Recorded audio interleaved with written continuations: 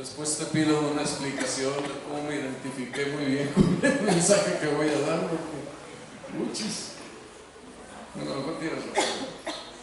Muy bien, muchas gracias. Hermanos, pues buenos días, es un gusto tener este tiempo para estar considerando la epístola del apóstol Pablo a los Corintios, la segunda epístola a los Corintios del apóstol Pablo. Y me gustaría, a manera de introducción, hacer algunos comentarios que me parecen que pueden llevar a un punto importante que quisiera enfatizar. Hace muchos años, una persona, íbamos platicando, caminando, y uno de ellos me preguntó: ¿eres cristiano?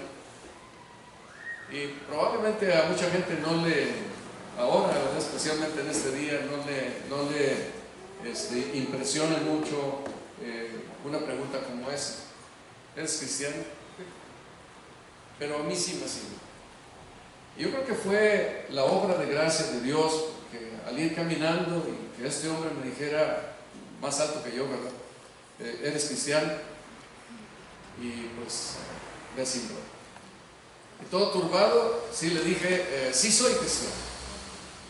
Pero no me dejó ahí. Después me dice: ¿eres cristiano y no hablas de Jesucristo? ¿Eres cristiano y no mencionas nada de Él?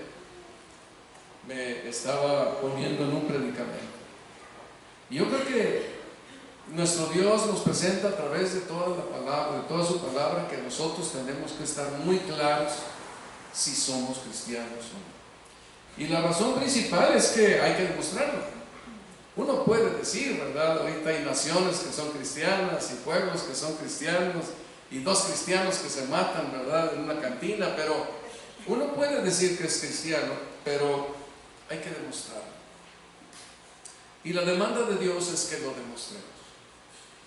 Cuando nosotros vemos en Mateo el inicio del ministerio del Señor Jesucristo, Él hace un énfasis en que ser cristiano, aquellos hombres que le oían, el ser cristiano se tiene que demostrar. Y algo que enfatiza es: ustedes pueden esperar uvas de los espinos. Y pues todo el mundo decimos: no, ¿verdad? ¿Cómo? Los espinos no pueden dar fruto como fruto uvas. O de los cardos pueden esperar higos.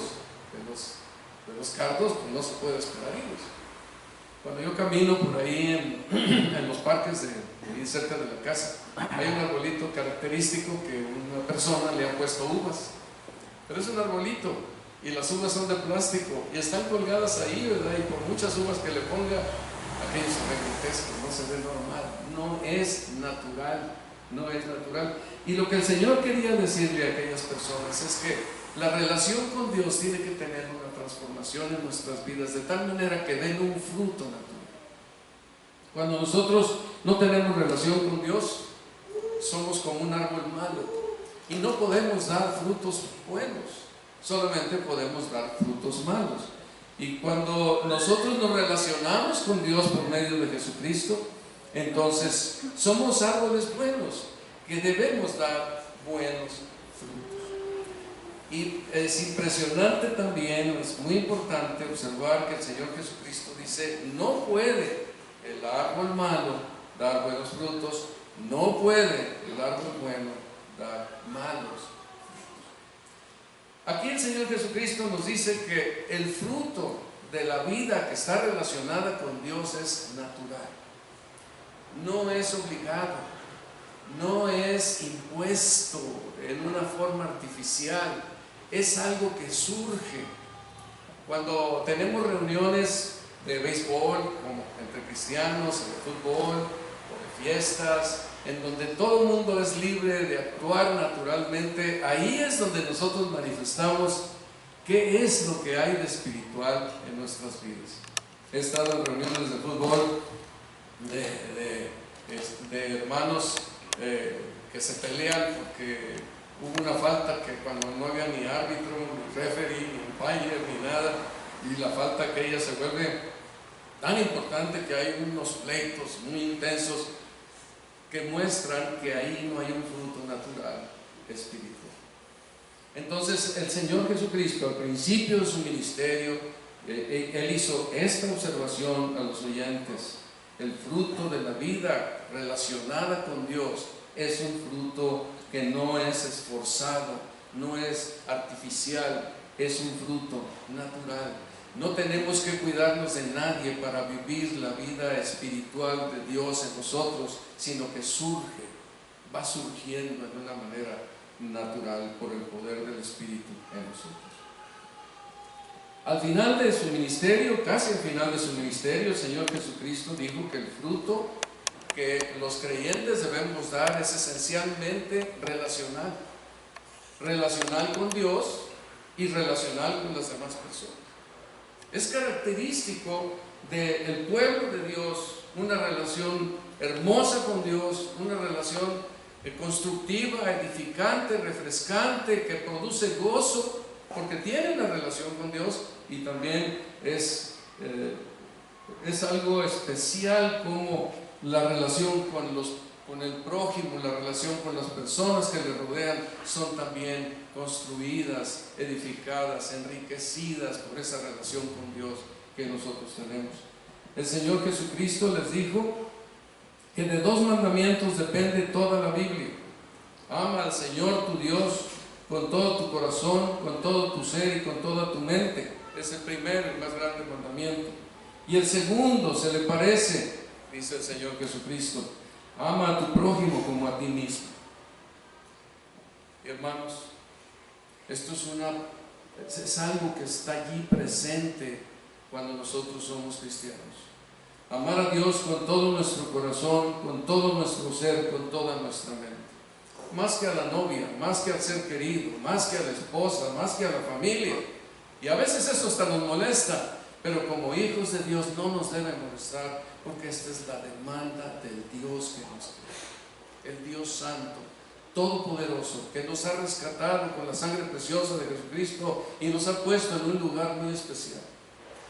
Cuando nosotros le amamos a Él, entonces nosotros amamos a los demás. Cuando Cristo se constituye, cuando Dios se constituye en la parte importante de nuestras vidas, entonces nosotros nos acercamos con los demás y los demás se vuelven valiosos también para nosotros por esa nueva relación que nosotros tenemos con Dios, pues principalmente por Jesucristo. Ama al Señor tu Dios con todo tu corazón, con todo tu ser, con toda tu mente. Y al segundo se le parece: ama a tu prójimo como a ti mismo. Y luego dice: de estos 2 mandamientos depende toda la ley y los profetas. Hoy en el estudio que teníamos estuvo muy interesante, muy revelador para mí en lo que José Luis nos hablaba. Vamos a estar viendo acerca de los profetas del Antiguo Testamento y la manera de poder examinar y analizar las profecías y las cosas que José Luis estuvo comentando, aquellos aspectos importantes para el análisis. De verdad vale la pena que los conozcan. Les invitamos a venir el próximo domingo a las 10 de la mañana. Hace quizá como unos 3 años, una persona me estaba diciendo un familiar, que por qué no empezamos una iglesia, que tenemos todas las características para poder empezar una iglesia. Yo dirijo los cantos, tú predicas y tú haces oración. Nos repartimos el quehacer. Hermanos, no es así. No es tan sencillo. Necesitamos conocer la palabra de Dios.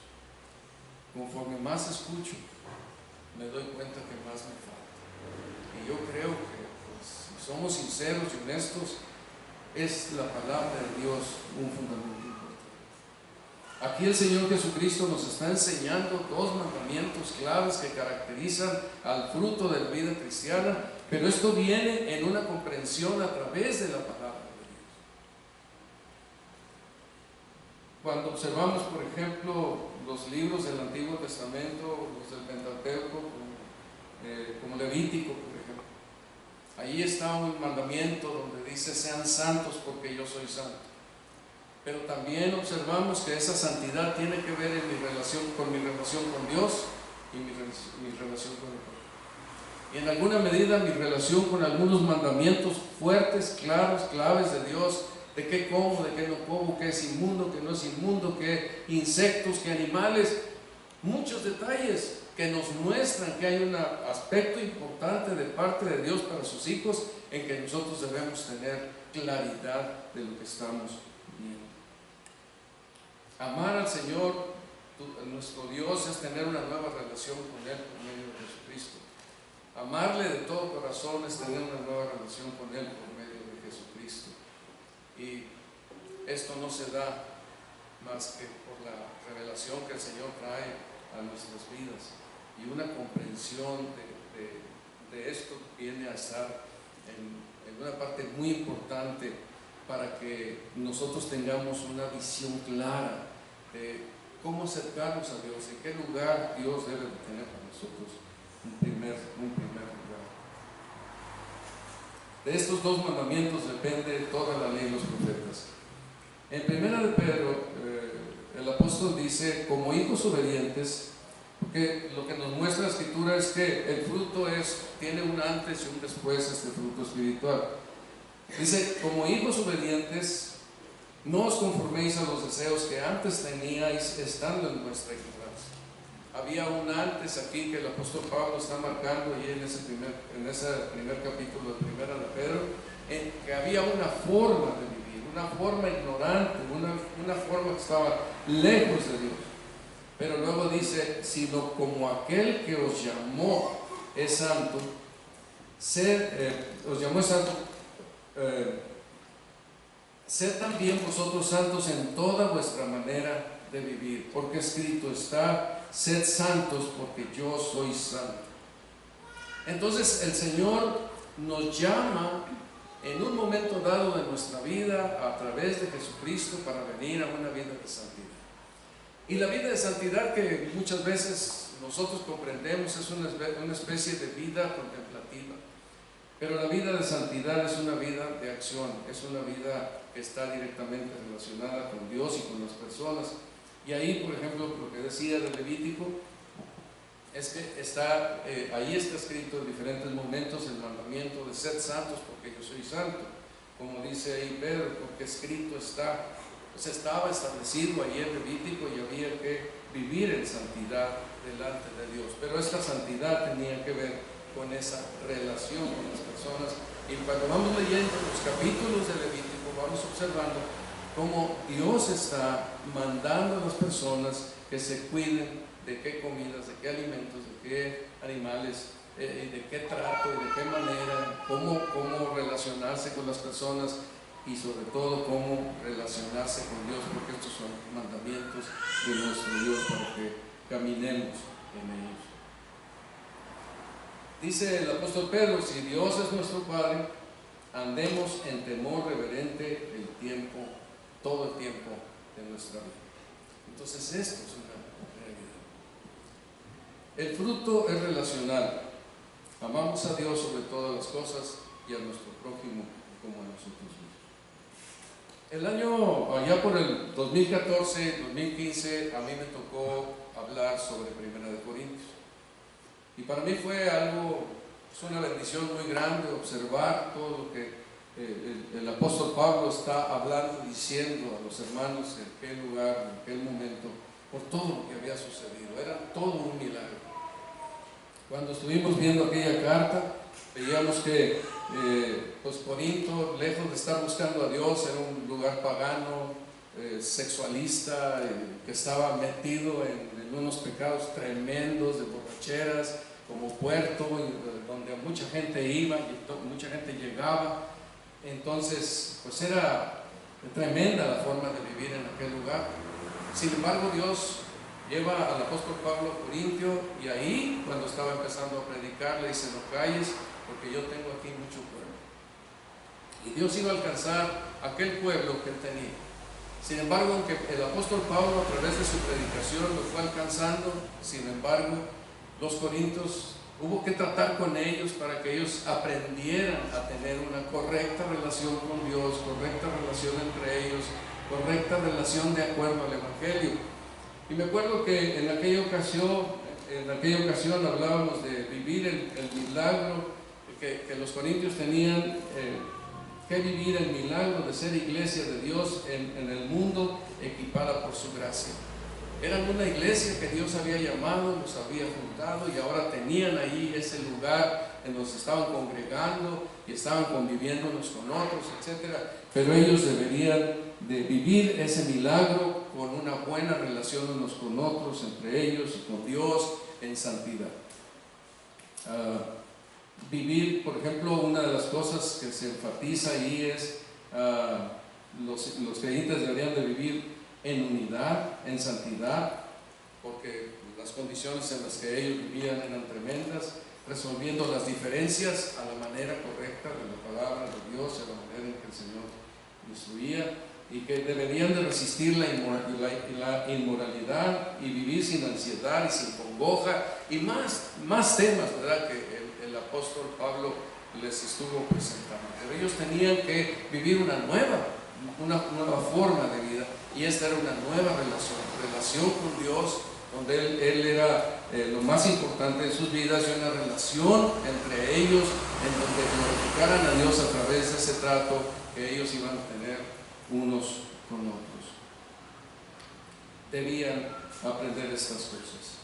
Ahora, toda la Biblia trata de estos mandamientos, y todas las epístolas, el énfasis que Dios nos da es que vivamos correctamente unos con otros y que demos a Dios en primer lugar en nuestras vidas. Amar a Dios sobre todas las cosas y a nuestro prójimo como a nosotros mismos. Y no podemos separar estos dos mandamientos. No se trata de que tomo uno y olvido el otro, o tomo el segundo y olvido el primero, nada más. No puedo hacer ninguna separación entre los dos, son como dos partes de una misma moneda. Por ejemplo, en 1 de Juan nosotros aprendemos que dice ahí en 1 de Juan 3:17 verdades que nos dejan pensando en nuestra condición de ser cristianos. Soy un hijo de Dios, soy un cristiano. Entonces aquí hay una manifestación muy clara. En esto se manifiestan los hijos de Dios y los hijos del diablo.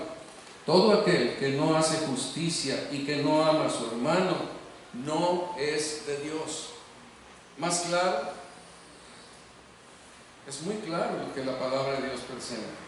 Otras versiones aquí dicen: el que no practica la justicia, o el que no hace el bien, o no se conduce con rectitud. La vida cristiana es una vida que debe conducirse bien, correctamente, con rectitud, manifestarla en todas las cosas, en nuestra relación con otras personas. Y que no ama a su hermano no es de Dios. Amar a los hermanos en este lugar es el hermano que es creyente, que está conmigo en la iglesia, que tenemos comunión unos con otros. Ese es el hermano que tengo yo que amar. Desde luego que debo amar a mis hermanos familiares, pero aquí hay un énfasis especialmente en los hermanos en la fe, en donde estamos reunidos en su nombre para la gloria de Dios. En 1 Juan 3:10 dice: pero el que tiene bienes de este mundo y ve a su hermano tener necesidad y cierra contra él su corazón, ¿cómo mora el amor de Dios en él? Aquí hay una presión muy fuerte siempre sobre nuestras vidas, porque cuando nosotros observamos algo, vemos que alguien tiene una necesidad, lo mejor que podemos hacer es responder a lo que Dios nos está llamando a hacer y ayudarle en medio de su necesidad. Ve a su hermano tener necesidad. Probablemente en el mundo en general, lo más seguro es que no me importa, aunque hay muchas organizaciones y asociaciones que hacen bien obras de caridad y ayudan cuando hay un terremoto, cuando hay una necesidad. Hay acopios, ¿verdad?, de esto. Pero aquí hay algo que está en una relación más directa entre creyentes. Cuando ve al hermano tener necesidad, porque estamos cercanos, porque observamos cómo estamos unos y otros, y nos preocupamos unos por otros, que esta es la enseñanza de la Escritura. Es muy dinámico, es muy cercano esto que estamos haciendo aquí. Ve a su hermano tener necesidad y cierra contra él su corazón. O sea, no le ayudo, que a ver cómo le hace. yo me doy cuenta que muchas veces no queremos acercarnos con alguien y preguntarle, ¿ya resolviste tu problema económico? Porque no quisiéramos enredarnos en una situación más cercana y decir, bueno, pues yo te ayudo, o ¿cómo puedo ayudarte? Por lo general eso no pasa, pero eso debe de ser algo normal en la vida de un cristiano, porque no podemos cerrar. Si somos hijos de Dios y vemos a alguien con necesidad, no podemos cerrar indiferentemente nuestro corazón con alguien. Esto es parte de la vida cristiana de los hijos de Dios, que hemos sido alcanzados con la sangre de Jesucristo. En 1 Juan 4:20 dice, si alguno dice yo amo a Dios y aborrece a su hermano, es mentiroso. Si en mi corazón hay enojo, hay crítica, hay algo en contra de alguna persona, tengo que resolverlo como hijo de Dios, porque si no, entonces soy mentiroso, no estoy amando a Dios, y la muestra es que estoy aborreciendo a mi hermano. Si tengo yo un enojo, es fuerte. Ahora esto, pues si un matrimonio hay dos creyentes, ¿verdad?, que en ese hogar, pues también no debe haber ninguna situación que no pueda ser perdonada, y si tiene que ser hablada, pues se habla, pero debe de haber esa actitud de no aborrecer, de no tener un enojo que me consuma, porque entonces soy mentiroso. No es parte de la vida cristiana ese tipo de disgustos y de enojo. El que no ama a su hermano quien ha visto, ¿cómo puede amar a Dios a quien no ha visto? Yo creo que los corintios tenían muchos de estos problemas, y si ellos eran de Dios, ellos habían venido a Dios por medio de Jesucristo, entonces ellos tenían que vivir unas vidas de este alto nivel que Dios nos marca como sus hijos. Y 1 Juan 4:21, nosotros tenemos este mandamiento de Él, el que ame a Dios, ame también a su hermano. Hermanos, es la palabra de Dios la que nos invita a que nosotros pongamos atención a su mensaje, y que también esa atención a su mensaje nos revise, nos examine a nosotros mismos para saber en dónde estamos. ¿Eres cristiano? Demuestra. ¿Eres cristiano? ¿Cuál es tu fruto? ¿Eres cristiano? La gracia de Dios, ¿cómo se ve en tu vida? ¿De qué manera está manifestándose al mundo? Esta es una verdad clave que para los corintios era importante, y el apóstol Pablo estaba trabajando en ellos por 6 años para que la vida de estos hermanos pudiera ir madurando hacia una vida que manifestara al Señor y le glorificara. Dice ahí en 1 Corintios el apóstol Pablo, dice, si pues coméis o bebéis o hacéis otra cosa, hacedlo todo para la gloria de Dios. Y en otra parte el apóstol Pablo escribe a los colosenses, y todo lo que hagáis, hacedlo de corazón como para el Señor y no para los hombres. Hay muchas personas que tienen mucho orden en su vida, es cierto, y a lo mejor no son cristianos necesariamente, pero para los cristianos, todo cristiano debe de llevar este orden en su vida, porque de él daremos cuenta delante de Dios. Todo lo que tiene que ver conmigo y con lo que yo haga, tiene que ver con Dios. Esto es parte de ese fruto, tiene que ver con Dios. Si aprieto un tornillo, o pinto una pared, o hago una reparación, o mantengo limpia mi casa, mi patio, mi persona, todas estas cosas tienen que ver con Dios, y yo debo ser diligente para que esto glorifique a Dios a través de lo que yo hago, porque todo lo que hago, lo hago para la gloria de Dios, y todo lo que yo pudiera fabricar o hacer, lo hago para la gloria de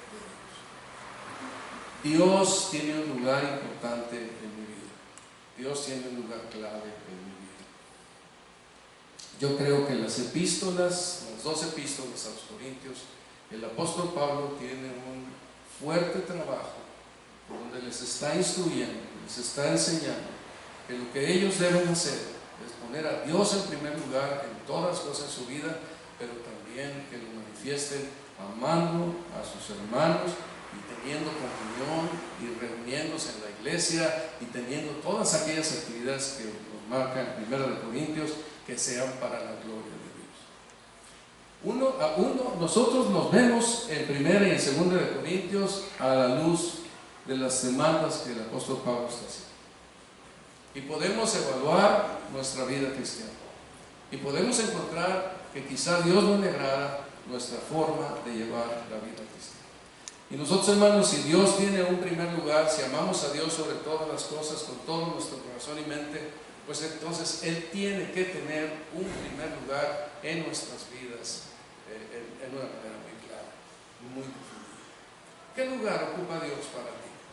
¿Cuál es el lugar que el Señor tiene en tu corazón? ¿De qué manera estás manifestando a través de tus relaciones en el mundo, en la iglesia, en la casa, en las cosas que haces, que Él es el primer lugar en tu vida? Yo creo que esto es algo que nos va a instruir, como sucedió en 1 Corintios, ahora va a ser en 2 Corintios, pero con una connotación diferente. ¿Qué vamos a ver en 2 Corintios? En 1 Corintios, ahí estuvimos observando todas esas relaciones que deberían tener los hermanos, inclusive en el culto y en la comunión de la iglesia, en la doctrina, por ejemplo, cuando habla de la resurrección. Ahí está con mucha claridad que los hermanos deberían de poner atención a todas estas verdades, porque son claves en nuestra vida. Debemos amar la doctrina, la enseñanza, los hermanos, la comunión. Pero en 2 Corintios, ¿qué vamos a ver? La mayor parte de los comentaristas, inclusive un hermano que yo respeto y admiro mucho, el señor Roberto Goy, hablan de que el punto esencial es el ministerio del apóstol Pablo, donde él, como un hombre de Dios, como un apóstol de Jesucristo, abre su corazón para que los corintios supieran de las luchas, los sufrimientos, los padecimientos, de las lágrimas que él derramó por ellos, etc. Pero creo que a pesar de eso, que es una realidad, hay algo que es clave. Yo creo que se está abriendo también, está abriendo su corazón para que conozcamos sus emociones, sus sentimientos, todo lo que él padeció, para que tomemos ejemplo de la manera en que él reaccionó a la vida ante todos los problemas que él tenía. Era un hombre maduro, era un siervo de Dios. Dios lo estaba usando tremendamente para predicar el Evangelio. El establecimiento de la iglesia en Corinto fue un éxito, a pesar de tanta maldad y tanto pecado, pero fue un éxito.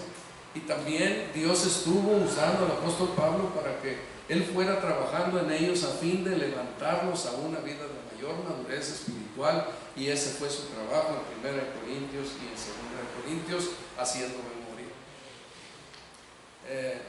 Dice él, a pesar de todas del poder de Dios que le acompañaba, él vivía en peligro constante, en mucha tribulación y angustia del corazón, así lo expresa ahí en 2 Corintios. Dice que él derramó muchas lágrimas por los corintios, estaba atribulado, en apuros, perseguido, derribado. Él y sus compañeros sufrieron tremendamente la persecución y los ataques y los desprecios de mucha gente. Y él dice cómo se recomendaban como ministros de Dios con mucha paciencia, tribulaciones, necesidades, angustias, azotes, cárceles, tumultos, trabajos, desvelos, ayunos, etc. Pero él vivía confiado y con el gozo y la paz del Señor Jesucristo y la gracia abundante del Señor Jesucristo. Y creo que a partir de eso ahí nosotros vamos a aprender vamos a tener una gran enseñanza de la palabra de Dios. Cuando el apóstol Pablo nos dice gozo y paz del Señor Jesucristo, del Padre y del Señor Jesucristo. El apóstol Pablo apreciaba todo aquello en medio de la situación tan fuerte en la que él vivía constantemente. Hay una expresión que él usa, dice, cada día muere, cada día. Entonces, sí era muy intenso lo que él estaba viviendo, sin embargo, descansaba en Dios. Me llama la atención la frase de bendito sea el Dios y Padre de nuestro Señor Jesucristo, que ya veremos la próxima semana, Padre de misericordias y Dios de toda consolación. A pesar de tanto apuro y tanta dificultad, esto no lo entristecía, esto no lo afectaba, esto no traía pesar a su vida, al contrario, él estaba plenamente confiado, completamente seguro, descansado, en que a pesar de que vivía en este, vamos a llamarlo infierno, ¿verdad?, de persecuciones y problemas, él vivía en el gozo y la paz del Señor Jesucristo. Para él Dios era su consuelo, su confort, y cuando nos va abriendo su corazón a través de los primeros 9 capítulos, estamos observando a un apóstol Pablo que descansaba en el Señor plenamente y reaccionaba adecuadamente. Entonces, lo que estaremos intentando a través de estos días que estemos platicando acerca de la carta a los Corintios, pues lo estaremos haciendo con el propósito de que veamos a Pablo, pues sí, como lo que es, ¿verdad?, un apóstol importante dentro de la palabra de Dios, dentro de la Biblia, pero como un modelo que nos enseña, nos exhorta, nos anima en medio de las tribulaciones que nosotros pudiéramos tener en la Biblia, y nos corrige en medio de las fallas y los errores y los pecados que nosotros cometemos contra Dios al no hacer lo que la palabra de Dios nos instruye a hacer. Y nos da ánimo, esperanza y fortaleza, porque al final, en el capítulo 7, la palabra de Dios, a través de lo que el apóstol Pablo comenta, se ve el gozo y la alegría. Aunque hubo mucho sufrimiento y hubo mucha tristeza, hubo al final el resultado que Dios va a traer en cada una de las vidas de los corintios, pero también igual en las vidas nuestras, Dios obrando con nosotros. Me parece necesario hacer un comentario acerca de la historia que el apóstol Pablo, y con esto pretendo terminar, ¿verdad?, que la historia que el apóstol Pablo tuvo con los corintios. Allí en 2 de Corintios él está resumiendo los diferentes momentos que vivieron a través de una lucha espiritual como de 6 años. Comenzó cuando él llegó en el año 50 a Corinto, y ahí con mucho temor y temblor les predicó el Evangelio y ellos se convirtieron en el año 50. Y ahí pues quedó, a pesar de toda la tremenda presión que había, la gracia de Dios alcanzó a esta iglesia y estableció a la iglesia de Dios que está en Corinto. Y ahí comenzaron por el año 50, fue la primera visita que el apóstol Pablo les hizo a ellos. Entre el año 51 al 54, algunas cosas se complicaron, las relaciones entre ellos, por la problemática promiscua que existía ahí en la zona de Corinto, por los falsos maestros que también se acercaban, por los pleitos y disgustos que había entre ellos, por la manera en que no estaban observando algunas cosas importantes dentro del culto, etc. Y entonces se complican las cosas, vienen los problemas, y entonces el apóstol Pablo, antes de 1 de Corintios, manda una primera carta, según aquí estoy tomando la investigación del hermano Roberto Loy, manda una primera carta de la que se menciona en 1 Corintios 5:9 a los hermanos, pero esta carta no fue bien aceptada. Entonces no trajo una solución a los problemas, y siguió la tensión creciendo. Más tarde, por carta y por reportes que recibió el apóstol Pablo, él escribió Primera de Corintios, que fue como la segunda carta, inspirada por Dios, que es la que nosotros tenemos aquí, para que ellos pudieran hacer las correcciones, que es la que nosotros conocemos. También por el mismo año, que se escribe Primera de Corintios, los problemas seguían, o sea, no se resolvieron las dificultades ni con la primera carta ni con Primera de Corintios, la segunda carta, y siguió la tensión ahí creciendo entre el apóstol Pablo y los creyentes y los falsos maestros y todo lo que estaba ahí alrededor de los hermanos en Corinto. En el año 55, Tito visitó a los corintios después de que habían recibido la primera carta, y después de estar con ellos y hablar con los corintios, se regresa y se encuentra con el apóstol Pablo, y entonces se da el reporte que Tito le lleva al apóstol Pablo es desalentador. Ellos no estaban aceptando la enseñanza de Pablo y en cierto sentido lo estaban rechazando. El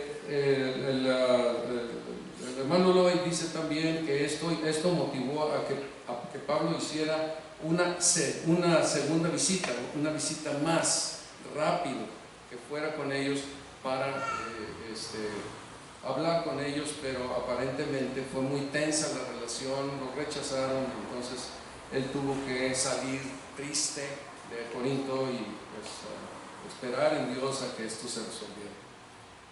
Dice que en ese mismo año escribe una tercera carta que se cita en el capítulo 2 de 2 de Corintios, versículo 4, y en el capítulo 7, versículos 8 y 9, se hace otra, ya los estaremos viendo con detalle. Ahí se citan otra vez estas cartas, y es una tercera carta que aparentemente esta sí dio un impacto muy favorable a los corintios y les impactó, y a pesar de las lágrimas y a pesar de la tristeza, el Señor utilizó esa carta para quebrantar el corazón de los corintios, y entonces dice: cuánta tristeza, cuánto dolor, cuánto arrepentimiento, este dolor fue para bien. Entonces es lo que sucede con esa carta, y en ese momento también el apóstol Pablo está en serios problemas en Éfeso, porque hay una crisis muy peligrosa, que es la que nos explica en el primer capítulo de 2 de Corintios, cuando él dice que casi perdieron la esperanza de conservar la vida, porque la presión de aquellos paganos en Éfeso fue tremenda, pero ya lo estaríamos comentando. Entonces les anuncia su tercera visita. Dice ahí en 2 de Corintios: esta es la tercera vez que voy a vosotros. Entonces ahí por eso está cerrando la carta, porque él va a ir nuevamente ahí con los corintios, y ahí ya se queda, y de ahí escribe otra epístola, creo que la epístola de los romanos, le envía, y ahí va la historia desarrollándose. Pues 2 de Corintios es una carta muy especial. Yo les animo a que juntos vayamos viendo. Estamos viendo Gálatas, todavía Marcos, ¿verdad? Y pues ahora estaremos viendo 2 de Corintios. Por favor, anímense a no faltar a las reuniones que tenemos. Valoremos la palabra de Dios. Yo creo, hermanos, que ustedes vienen aquí y Dios les enseña. No somos nosotros, no es ninguno de los predicadores algo especial, pero Dios tiene una cita con nosotros, porque Él es el que mandó que nos congreguemos en su nombre, y Dios nos enseña. Aprovechen el mensaje de la palabra, aprovechen los estudios. De lo contrario, daremos la impresión de que menospreciamos el mensaje, menospreciamos el estudio y preferimos otras cosas, a lo mejor el descanso o un domingo más tranquilo. Pero hermanos, la palabra de Dios es valiosa. La necesitamos cada día de nuestra vida para enfrentar todo lo que va a venir, y para enfrentarnos a nosotros mismos y las situaciones del diario vivir. Es importante que valoremos la enseñanza de la palabra de Dios. Yo les invito en el nombre del Señor Jesucristo para que ustedes puedan venir y puedan, a través de los diferentes mensajes que tenemos, y podamos descubrir la bendición que tenemos en las Escrituras para enfrentar cada día la vida. La palabra debe tener un lugar importante y debe dar fruto en nuestra vida para la gloria de Dios.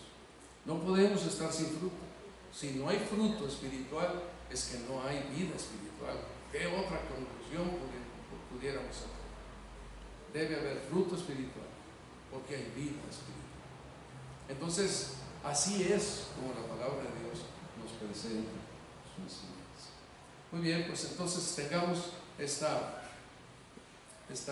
pensamiento para que podamos estar presentes en estas reuniones en que estamos estudiando sobre los diferentes libros de la palabra de Dios. Vengan a la predicación y también vengan al estudio bíblico de la mañana. Hay cosas importantes, vitales que debemos aprender y enseñar. Si amas al Señor y amas su palabra y quieres conocerle y crecer en él, asiste.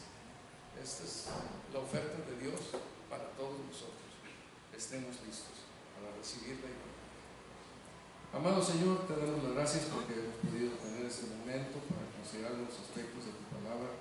Y Señor, ayúdanos a introducirnos a y conocer en lo que a mí me toca, conocer esta carta tan importante, y que podamos aprender de las diferentes